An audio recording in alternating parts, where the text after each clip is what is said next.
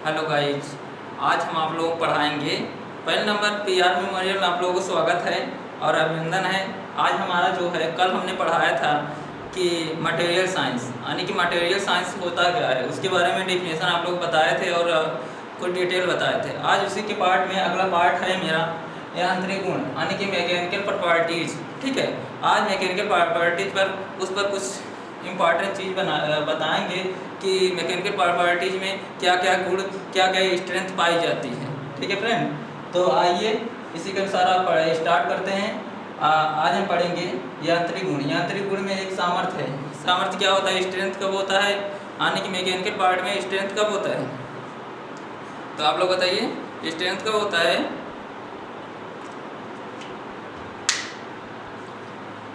जब कोई धातु व गुण जिसके फलस्वरूप हम किसी वाह बल से यानी कि वाह बल से किसी गुण का बल लगाने पर उसके अर्थात यानी कि आकार या आकृति में कोई चेंजेस नहीं होता है या परिवर्तन नहीं होता है, तो उसे हम क्या कहेंगे, उसे हम सामर्थ्य कहेंगे। ठीक, इसमें कोई बहुत परिवर्तन नहीं होता है, बिना नष्ट किए हुए वाह बल के सहन करने की क्षमता को सामर्थ्य कहना है। यानी कि इसमें जो स्ट्रेंथ होता है मैकेनिकल पार्ट में, तो उसकी सहन करने की क्षमता अधिक होती है, जिसके प्रत्येक धातु सामर्थ्य अलग अलग होते हैं। जैसे मान लीजिए लोहे के सामर्थ्य तांबे से अधिक होता है। जैसे मान लीजिए लोहे के तांबे के सामर्थ्य अधिक होता है। ठीक, तो उसी में ये हमारा फर्स्ट है। और सेकंड में क्या होता है, सेकंड में प्रत्ययस्था। सेकंड जो है हमारा प्रत्ययस्था क्या होता है।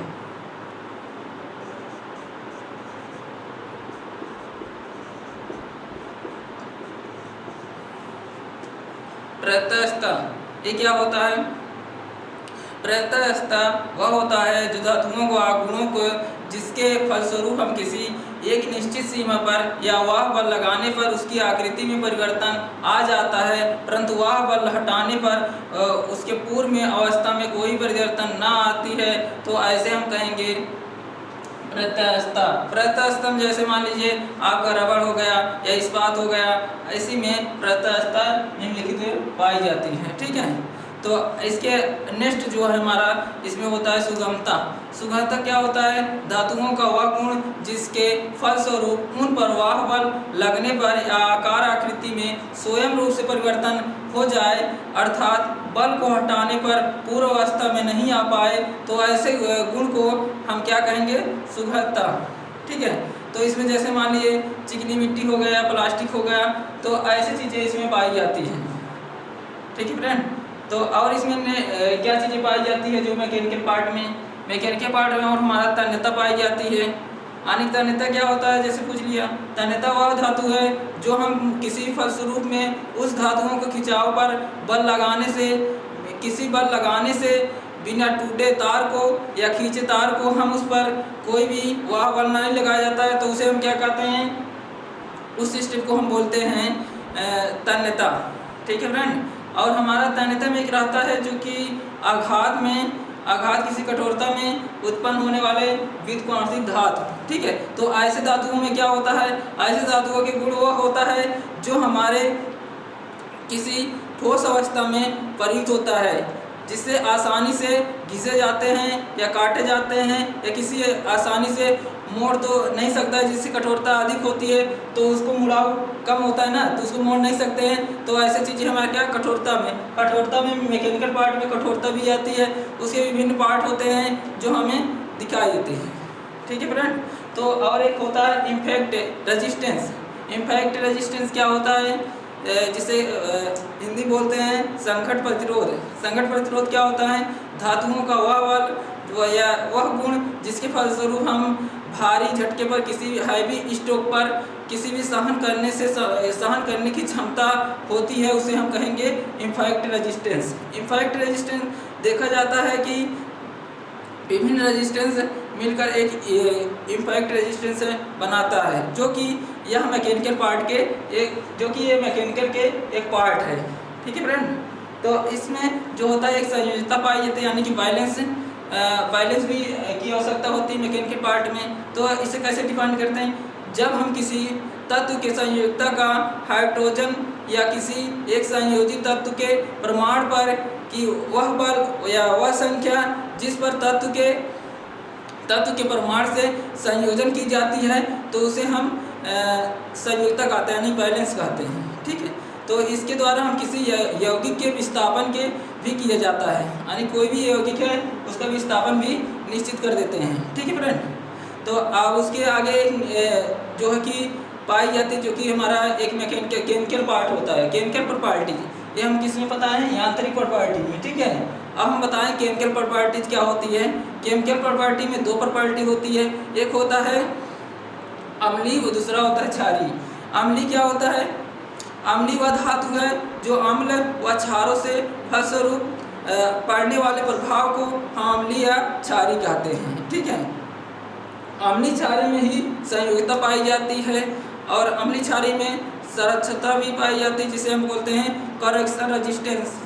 ठीक है फ्रेंड, तो और ऐसे कुछ चीज़ें हैं जो कि हम पढ़ने जो हमारा क्षारीय माध्यम से प्रयुक्त होता है। जैसे मान लीजिए, अब बताइए मॉलिक्यूल क्या होता है। इसमें मॉलिक्यूल परमाणु भार पाया भी जाता है, जो हमारा यह पता चलता है कि किसी भी वेट जो मैकेनिकल पार्ट है या केमिकल पार्ट है उसकी वेट भी प्रयुक्त रूप में मापी जाती है। तो ऐसे क्या करेंगे, पहले नंबर आपको पता होना चाहिए अणुभार क्या होता है। होता है मॉलिक्यूलर ऑफ वेट।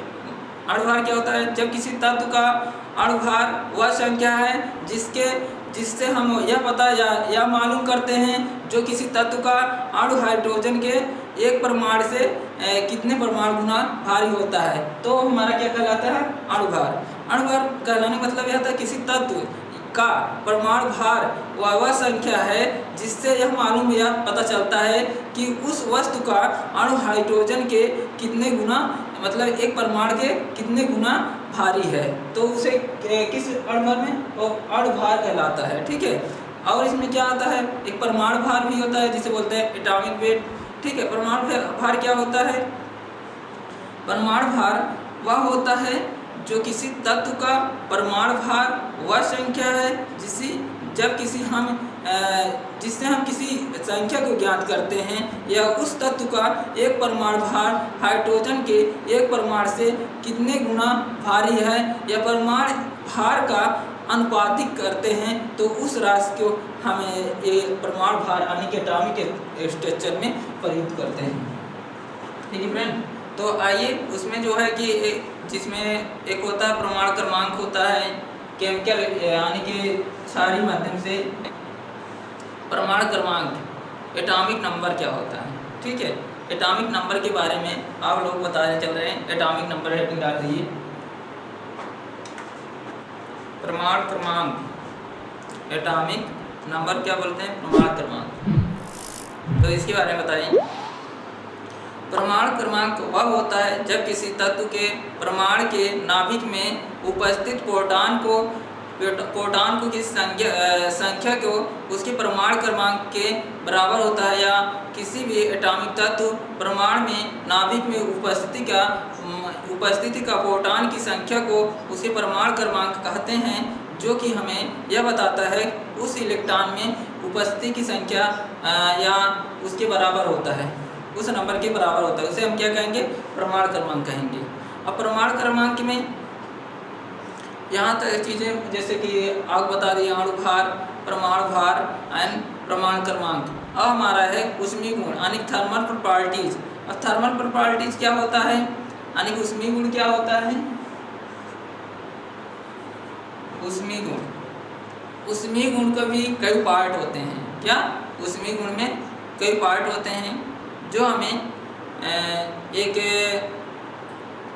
जैसे मान लीजिए ऊष्मीय पार्ट में एक विशिष्ट ऊष्मा होता है, ऊष्मीय धारिता होता है और कई चीज़ें पाई जाती है जो ऊष्मीय चालकता होता है। इसमें किसमें पाई जाती है? ये पाई जाती है थर्मल में यानी कि ऊष्मीय गुण में, थर्मल प्रॉपर्टीज। किसमें पाई जाती है? थर्मल प्रॉपर्टीज में। तो कैसे इसे डिफाइन करेंगे? इसमें कैसे ऊष्मीय अगर कोई ऊष्मा है, ऊष्मीय गुण यानी कि ऊष्मा यानी कि थर्मल प्रॉपर्टीज है, तो उसमें कितने गुण पाए जाते हैं। जैसे हम बता दिए कि यांत्रिक गुण में कितने चीज़ें पाई जाती है यानी कितने नियम रहते हैं, उस पर आधारित जो है कुछ बता दिए हैं। तो अब उसी के आधार पर हमारा ऊष्मीय गुण के बारे में बताएंगे कि ऊष्मीय गुण क्या होता है। ठीक है, तो फ्रेंड ये नोट करते जाइए जिससे कि दोबारा आप पढ़ सकें और देख सकें। तो ऐसे चीज़ें जो है नोट करते जाइए। और ऊष्मीय गुण क्या होता है? ऊष्मीय गुण में एक आता है विशिष्ट ऊष्मा। क्या? विशिष्ट ऊष्मा।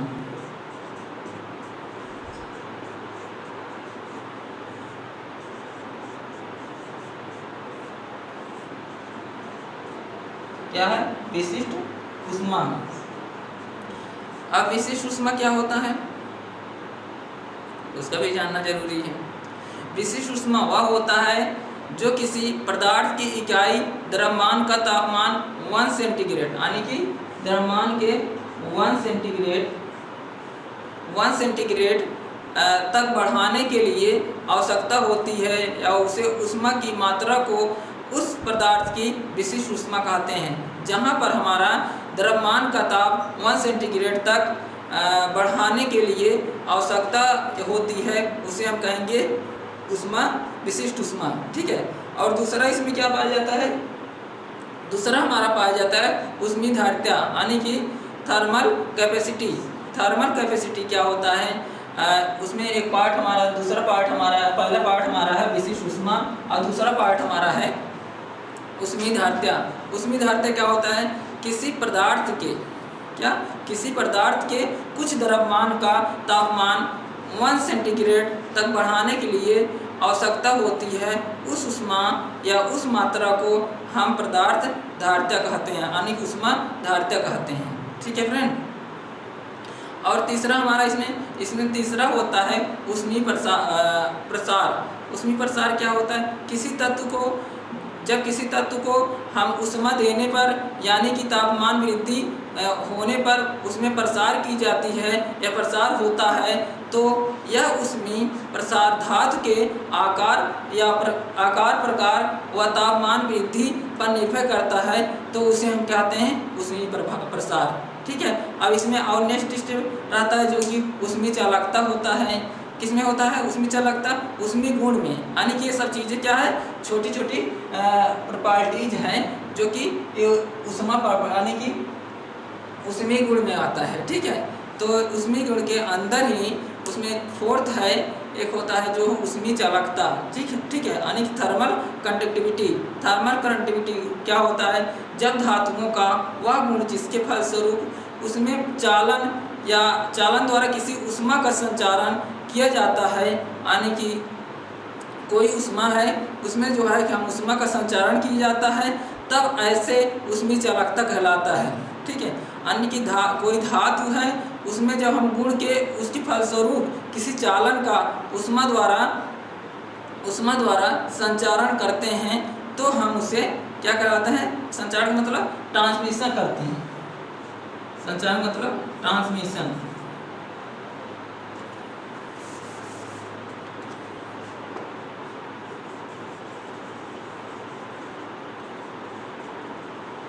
जब किसी ऊष्मा में हम क्या करते हैं? संचारणिक ट्रांसमिशन करते हैं तब क्या होता है उसमें? तब वैसे ही ऊष्मीय चालकता यानी कि वैसे ही उस संचारण की गति को हम क्या कहेंगे? ऊष्मा चालकता कहेंगे। ठीक है, और 5 इसमें होता है ऊष्मीय झटके। ऊष्मीय झटके क्या होता है? ऊष्मीय झटके तब होता है जब धातुओं के तापमान में अचानक परिवर्तन हो जाने से या धातुओं से बने मशीन से पुर्जे की संरचना कंस्ट्रक्शन किया जाता है तब उस पर हम कोई नॉन फेरोसर या कोई नॉन जो है एक कंपोनेंट उत्पन्न करते हैं तब उसमें होने वाले प्रभाव ऊष्मीय को हम ऊष्मीय झटके कहते हैं। जो हमारा उसमें उत्पन्न होता है यानी कि उत्पन्न प्रभाव होता है तब उसे हम क्या कहेंगे? ऊष्मीय झटके। ठीक है, और इसमें 6 जो होता है, एक होता है ऊष्मीय प्रतिबल। इसमें जो है ऊष्मीय प्रतिबल आता है। किसमें आता है? ऊष्मीय गुण में। ये आपको ध्यान देना है, जैसे में आगे होता है जिसमें पाए जाते हैं वह ऊष्मीय प्रतिबल होता है यानी कि थर्मल स्ट्रेंथ। ठीक, ये क्या होता है? इसमें ऊष्मीय प्रतिबल कब होता है? जब किसी धातु की क्षण को गर्म करने पर वृद्धि को रोकने के लिए तनाव या प्रतिबल देते हैं, या उस पर ठंडा होने के लिए सिकुड़न के रोकने के संपीड़न को हम उस पर कोई भी लगने वाला ऊष्मीय बल को हम जब उस पर कोई आकर्षित उत्पन्न करते हैं यानी कि पैदा करते हैं तो उसे हम कहते हैं क्या, ऊष्मीय प्रतिबल। अब इसमें जैसे आता है अब उसके आगे एक आता है जो प्रॉपर्टी रहती है वो तकनीकी गुण यानी कि टेक्नोलॉजिकल प्रॉपर्टीज। जो हमारा नेक्स्ट है तकनीकी गुण में यानी टेक्नोलॉजिकल प्रॉपर्टीज। अब इसके अंतर्गत हम आप लोगों को कुछ पार्ट बताएंगे। जब पहला पार्ट होता है मशीनता, इस बारे में आपको बताएंगे। तो पहला फर्स्ट स्टेप हमारा है मशीनता। मशीनता क्या होता है? मशीनता वह होता है जो धातुओं को मतलब धातु है उसमें होने वाले गुण फलस्वरूप उसी कटिंग के द्वारा या टूल के द्वारा हम आसानी से काट सके, यानी कि उसकी सतह पर आसानी से यांत्रिक सक्रिया मैकेनिकल ऑपरेशन को हम किया जा सके। तो ऐसे मशीन पर कोई धातु को कठोरता या आकार या शीलता या प्रयुक्त किया जाता है तो ऐसे प्रयुक्त की जाने वाली कटिंग टूल्स को हम पदार्थ के मशीनता कहते हैं, यानी कि उस पर संगठन होता है और काट की गहराई इत्यादि पर यह निर्भर करता है।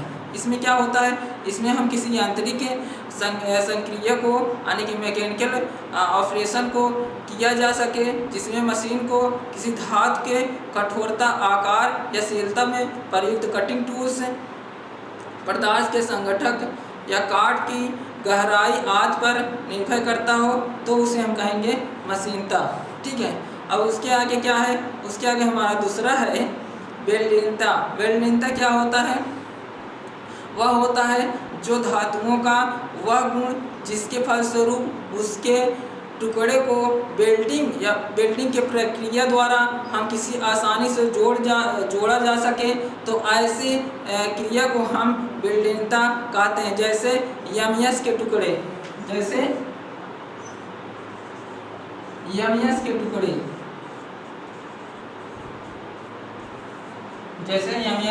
ये कितने आता है? ये वेल्डिंगता में। ठीक है।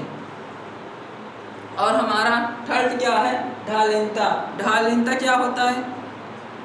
ढालिनता वह होता है जो धातुओं का वह गुण जिसके फलस्वरूप उसे ढाल कर देते हैं, जैसे ठोस अवस्था से द्रव बना देते हैं, ऐसे वांछित आकार की ठोस वस्तु को बनाई जा सके तो उसे हम कहेंगे ढालिनता। ठीक है। जैसे मान लीजिए सीआई के ब्लॉक, जैसे सीआई के ब्लॉक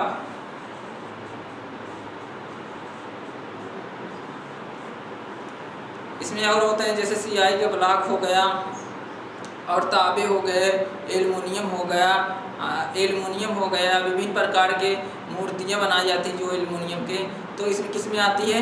ढालिनता आती है। ठीक है। ढालिनता आती है। इसमें इसका कुछ जो है क्लासिफिकेशन होता है जो धातुओं का वर्गीकरण। अब यहाँ तक आप लोग पता हो जाएगा ढालिनता क्या है, जिसमें सीआई ब्लॉक के कोई धातु होता है उसे हम क्या करते हैं, उसे हम पुनः बना सकते हैं, उसे हम ढालिनता का, जिसमें ठोस अवस्था में रहता है तो उसे हम द्रव अवस्था में बदल सकते हैं। ठीक है। ऐसे प्रक्रिया को हम ढालिनता कहेंगे। और वेल्डिंगता किसे कहेंगे? वेल्डिंगता वह होता है जो धातुओं का वह गुण जिसके फलस्वरूप हम उसके टुकड़े को वेल्डिंग प्रक्रिया द्वारा आसानी से जोड़ा जा सके और हमारा जिसमें वेल्डिंग करते समय हम किसी मटेरियल को आसानी से जोड़ सकते हैं, वह हमारा क्या है? वेल्डिंगता है। जिसमें एमईएस यानी कि एमईएस के टुकड़े को हम आसानी से जोड़ सकते हैं, इस प्रक्रिया को हम कहेंगे वेल्डिंगता। और फर्स्ट क्या रहता है? फर्स्ट हमारा है मशीनता। ठीक है। अब मशीनता क्या होता है? मशीनता वह होता है जो धातुओं का वह गुण जिसके फलस्वरूप उसे कटिंग टूल्स द्वारा आसानी से काट दिया जा सके, यानी कि उसकी सतह पर आसानी से यांत्रिक प्रक्रिया या आंतरिक संक्रियता को किया जा सके, यानी कि यांत्रिक संक्रिया यानी कि मैकेनिकल ऑपरेशन को किया जा सके, जिससे मशीन को धातु के टुकड़े को आकारशीलता या प्रयुक्त कटिंग के टूल्स, पदार्थ के संगठन के काट की प्रक्रिया को गहरी अवस्था में किया जा सके, तो वैसे प्रक्रिया को हम मशीनता कहेंगे। और हमारा जो नेक्स्ट पढ़िए, नेक्स्ट हेडिंग डाल दीजिए धातुओं का वर्गीकरण, यानी कि classification of metals. Classification of metals क्या होता है? जब धातुओं को निम्नलिखित भागों में बांटा, धातुओं को हम कितने भागों में बांटा जाता है? धातुओं को हम 2 भागों में डिवाइड कर सकते हैं। जो हमारा ये बता रहा, धातुओं का वर्गीकरण करने के लिए हम 2 विधि में करते हैं। फर्स्ट विधि हमारा है लौह धातुएं। फर्स्ट विधि क्या है?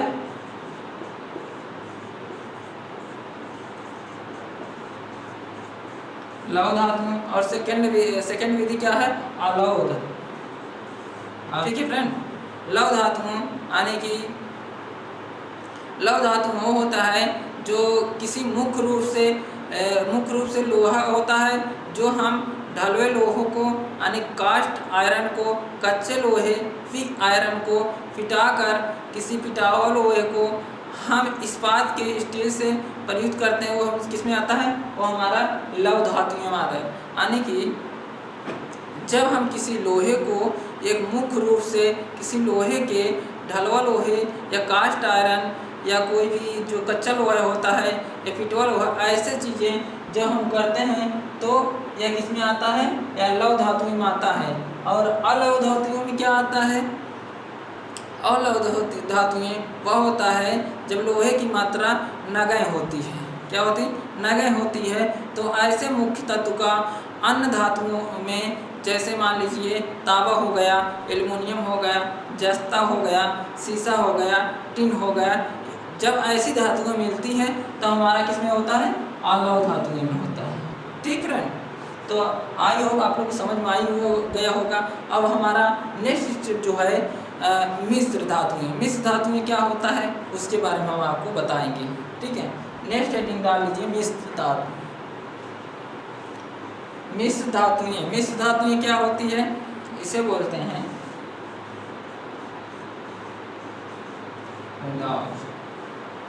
ठीक। अब मिश्र धातुएं क्या होता है? मिश्र धातुएं जब दो या दो से अधिक तत्वों के मिलाने की बनी हुई धातु को मिश्र धातु को यानी कोई दो या दो से अधिक तत्व होते हैं तो उसके मिलाने की जो धातु बनता है वह हमारा क्या कहलाता है? मिश्र धातुएं।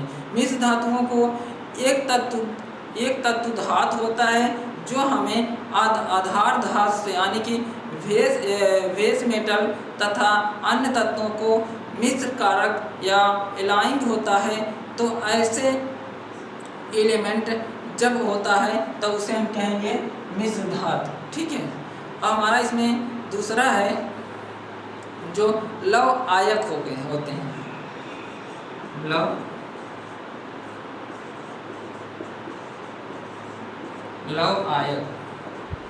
लौह आयक क्या है? लौह आयक। ठीक, लौह आयक क्या है? लौह आयक वह होता है जो हमें यह अशुद्धि लोहे को यानी कि अशुद्धि लोहे को पता लगाने की आवश्यकता होती है, तो उसे अवलाय। जैसे मान लीजिए या अशुद्ध लोहे होता है जिसमें शुद्धता नहीं पाई जाती है, तो ऐसे चीज़ों को लौह आयक कहते हैं। जो खनिज पदार्थ के रूप में जब कोई खनिज पदार्थ होता है उस खाने से प्राप्त होता है जिसे शुद्ध करके लौह प्राप्त किया जाता है, लौह धातु प्राप्त की जाता है या लौह आयक प्राप्त की जाता है। तो इसमें निम्नलिखित लौह धातु प्रयुक्त रूप में पाया जाता है। ठीक है फ्रेंड,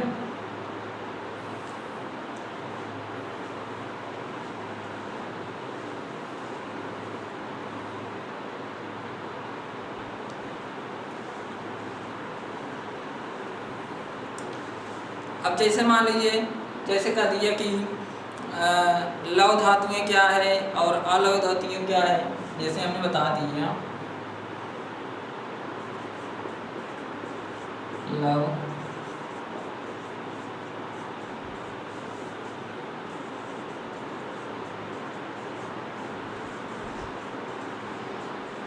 दो पार्ट हुई, जो दोनों पार्ट है इनमें क्या अंतर है, इसमें अंतर कैसे मान लीजिए। फर्स्ट जो रहेगा, मान लीजिए लव में फर्स्ट जो रहेगा हमारा, और इसमें जो फर्स्ट रहेगा उस हिसाब से हम बताएंगे। जो लोहा हमारा होता है, लौह धातुएं होता है, वह मुख्य तत्व होता है, मुख्य तत्व लोहा होता है। और इसमें क्या होता है, अलौह में जो होता है हमारा धातुओं को लोहा नहीं होता है, यह हमारा अन्य मेटल से मिलता है। और हमारे इसमें सेकंड जो रहेगा वह हमारा रहेगा लौह धातुओं पर जंग लगता है, और इसमें क्या है, लौह जंग में नहीं लगता है, ठीक है। और इसमें क्या होता है, लौह धातुओं का गलनांक अधिक होता है, इसमें लौह धातुओं का गलनांक अधिक होता है, जबकि अलौह में ऐसा नहीं है। इसमें क्या होता है, इसका गलनांक अपेक्षाकृत कम होता है, ठीक है फ्रेंड। और इसमें क्या लौह धातु में क्या होता है, और लौह धातु में इसमें चुंबकीय गुण होता है और इसमें चुंबकीय गुण नहीं होता है। और